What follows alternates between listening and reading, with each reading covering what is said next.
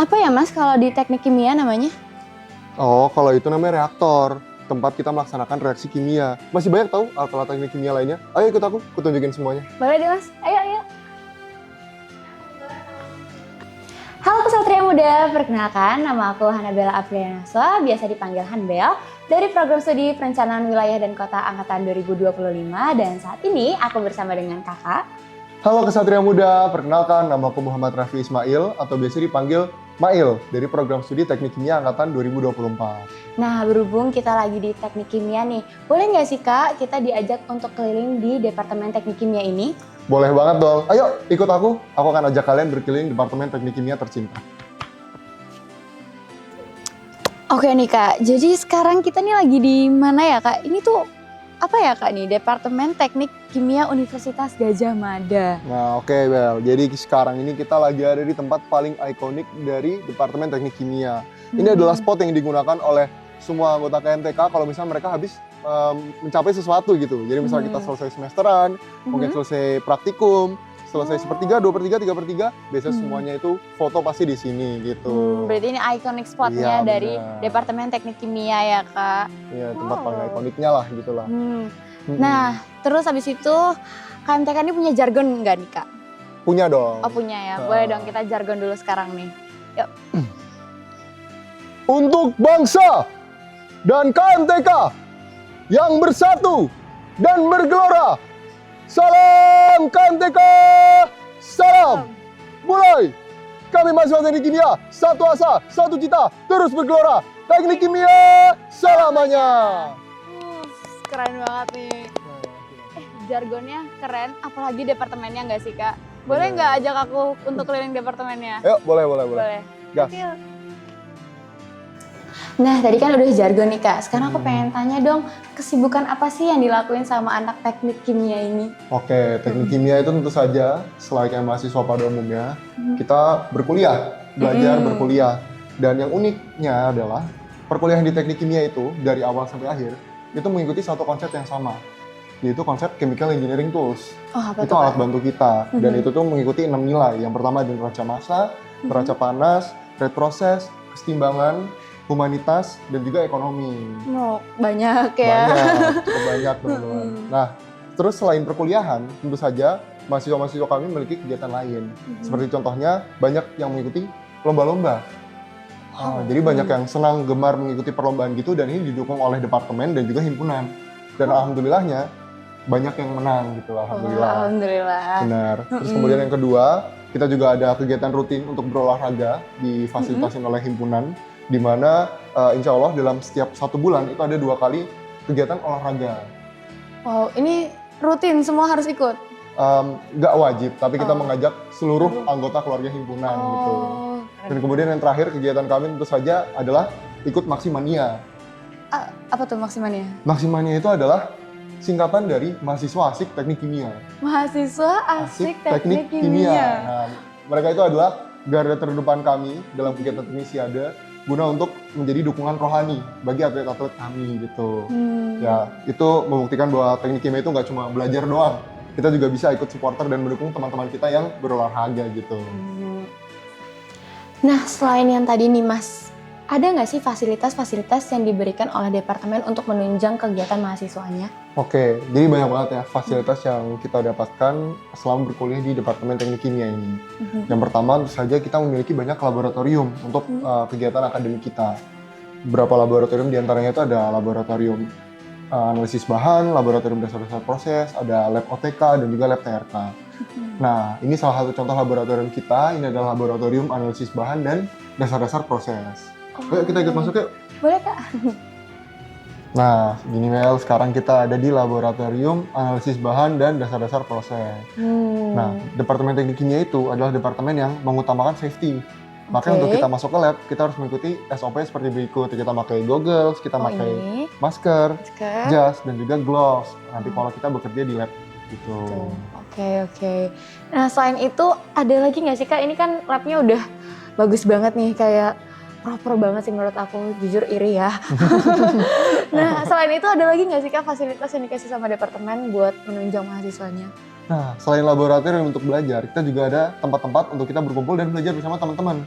Nah, itu ada taman equilibrium, ada taman code, kemudian ada ruang akuarium, dan yang paling baru kita sekarang memiliki creative hub. Oh, yang di depan lobby tadi? Iya, yang ada di depan lobby tadi. Nah, Oh, biasanya I kita see. berkumpul bersama-sama di situ dan belajar gitu. Belajar. Mungkin waktu masa-masa UAS. Nice.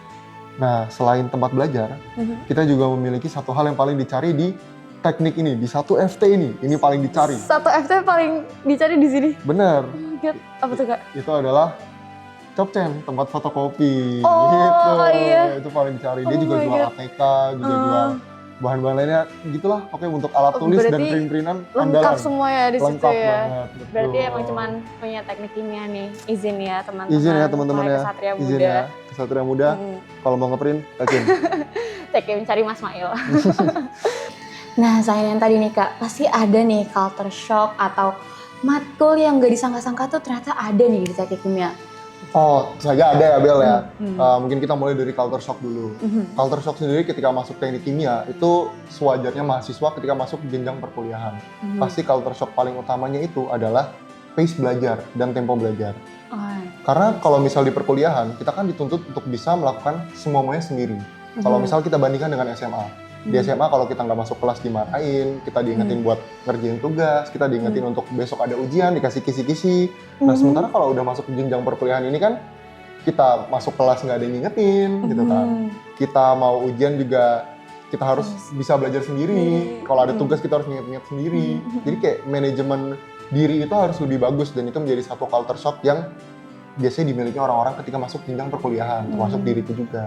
Iya, aku juga setuju sih. Setuju kan? Setuju. Mungkin kalau untuk matkul-matkul yang nggak disangka ada di Tekim ya, sebenarnya kalau dari aku sendiri, aku pribadi itu merasa nggak ada yang aku nggak nyangka. Tapi kalau misal aku cerita-cerita ke teman-temanku, itu ada beberapa hal yang mungkin mereka nggak nyangka gitu ya. Kayak misal kita punya matkul namanya pemilihan bahan konstruksi.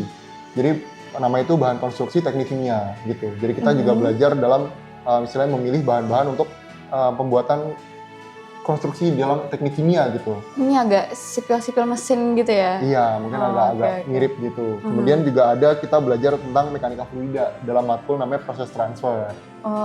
Terus kita juga belajar ekotek, ekonomi teknik. Ekonomi? Iya, teknik. Karena tadi kan kayak yang tadi sudah aku bilang, salah satu aspek yang paling dinilai di teknik kimia itu juga ada nilai ekonominya gitu.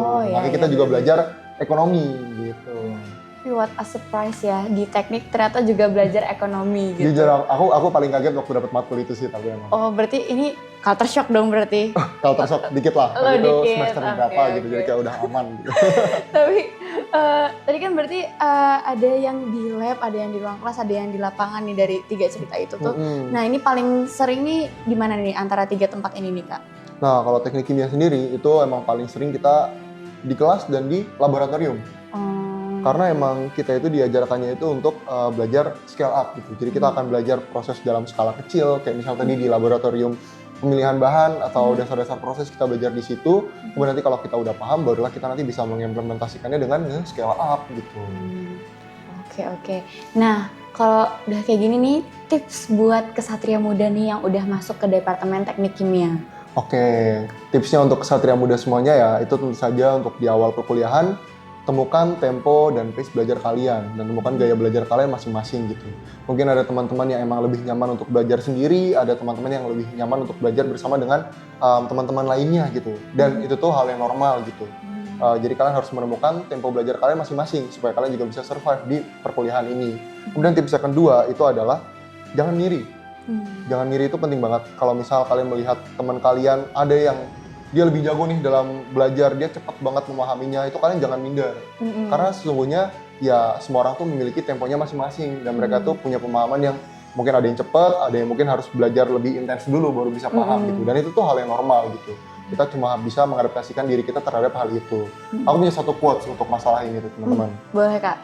Jadi quotesnya itu adalah kereta dan pesawat itu menempuh jalur yang berbeda tapi bisa mengantarkan kita ke tujuan yang sama. Jadi tenang saja teman-teman, semua orang pasti menempuh jalannya masing-masing gitu. Yang penting kalian tetap tekun dan giat untuk belajar dan menempuh jalan kalian masing-masing. Nice quotes of the day dari Mas Mail.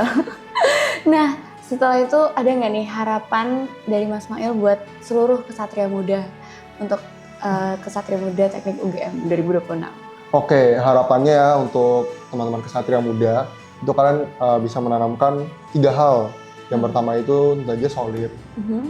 Kalian sebagai mahasiswa baru, maksudnya sebagai mahasiswa yang baru masuk ke dunia perkuliahan, itu kalian sangat memerlukan teman gitu. Dan teman itu adalah satu aspek yang menurutku juga membantu dalam adaptasi kita di perkuliahan. Jadi kalian harus bisa solid terhadap teman angkatan kalian. Yang kemudian yang kedua, itu adalah kalian harus bisa responsif. Responsif terhadap teman-teman kita yang misal memerlukan bantuan atau mungkin ada teman-teman yang lagi kesulitan, kalian harus bisa responsif juga membantu mereka gitu. Dan yang terakhir, bisa saja kalian harus bisa adaptif. Kalian karena di tiap tahun, di tiap orang, di tiap angkatan itu pasti menghadapi masalah yang berbeda-beda gitu. Mungkin matkulnya ternyata lebih susah ini yang matkul A di angkatan sebelumnya, tapi sekarang mungkin lebih susah matkul B. Nah itu makanya kalian harus bisa adaptasi juga, makanya kalian juga harus memiliki nilai adaptif gitu.